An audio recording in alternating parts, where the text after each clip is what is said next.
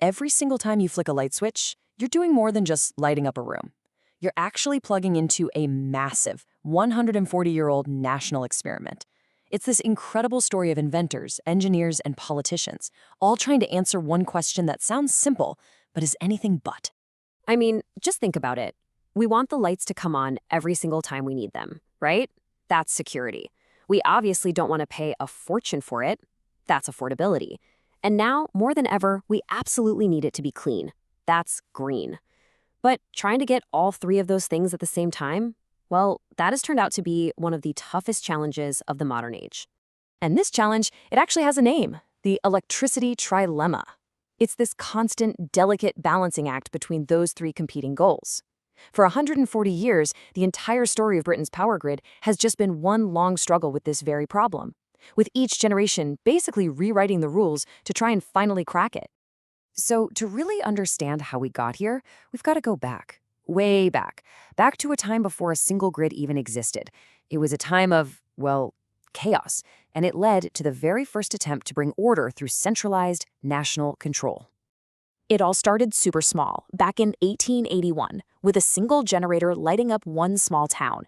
But over the next few decades, the system just grew into this messy, inefficient patchwork of local suppliers. By 1926, things were so wasteful that the government had to step in, creating the Central Electricity Board to build the first truly national grid. This push for central control hit its peak in 1947, when the whole shebang was nationalized. And you know what? For a long time, it really worked. By 1989, this state-run system was delivering the cheapest electricity in its entire history. And the real powerhouse, pun intended, of this era was the Central Electricity Generating Board, or the CEGB. This thing was a massive engineering-first organization. It had one job: technical excellence. It owned the power stations, it owned the transmission lines, and it absolutely nailed two parts of that trilemma. Security and affordability were rock solid. As for the green part, well, that wasn't even on the radar yet. But then the 1980s happened, and the political winds shifted dramatically. Under Margaret Thatcher, the problem was no longer seen as chaos that needed control. No, the new problem was a clunky state monopoly that was stifling innovation. And a bold new idea took hold. What if we just let the market run the grid? And so that's exactly what happened.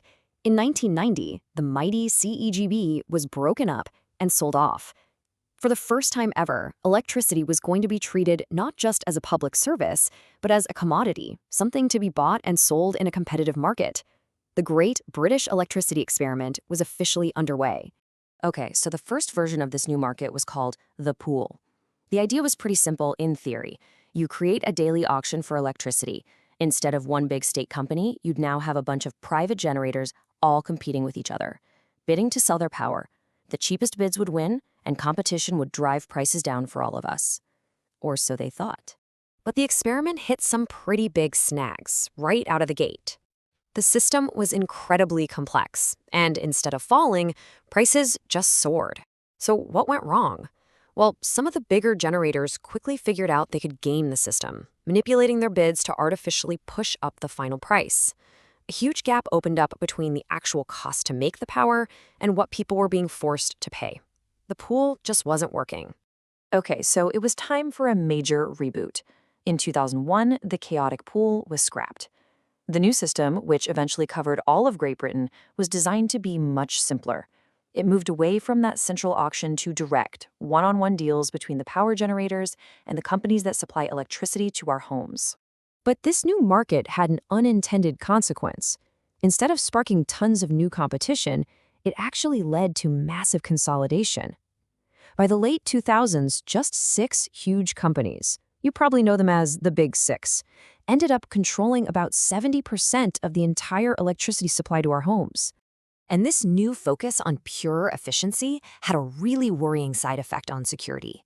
Think of reserve capacity as the country's safety margin. It's the spare power plants we keep on standby for emergencies.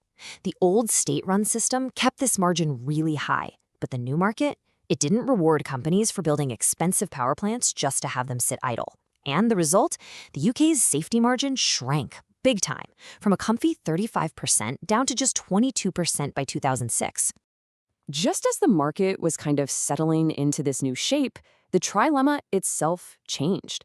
A new, urgent priority landed on the scene that would test the very foundations of the entire experiment, the race to decarbonize and fight climate change. By the 2010s, it was becoming painfully obvious that the market was struggling on all three fronts.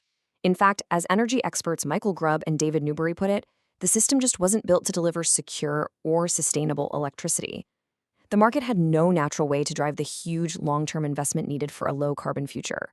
And bringing renewables like wind and solar into the mix created this massive new technical challenge. I mean, the wind doesn't always blow, and the sun doesn't always shine, right? So the grid operator has to constantly balance the system to prevent blackouts. And that balancing act, it is not cheap.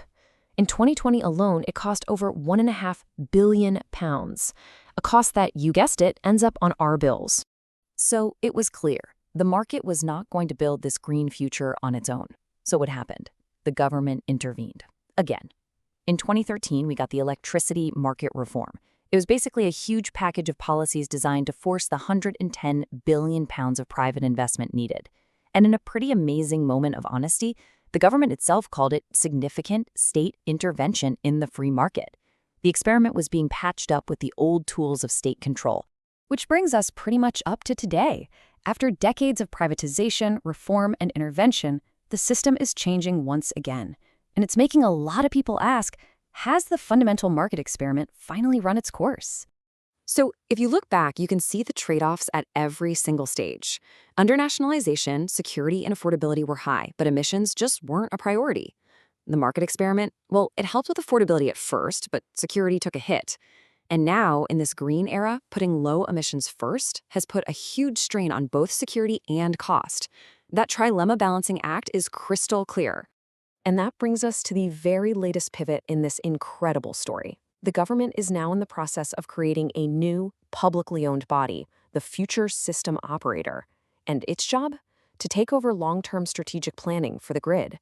That's a role critics say the private market has just fundamentally failed at. It's a really remarkable return to a form of public control.